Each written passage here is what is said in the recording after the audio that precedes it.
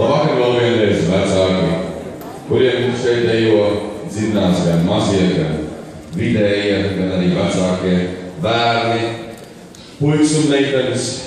Prieks ar jums šodien būt Ziemassvētkos, vai tad Ziemassvētku vecīgi gaidījāt? Protams, kā tad negaidīsiet. Es pats arī gaidīju, ka varēšu atkal atnākt pie jums, atbrist pie jums.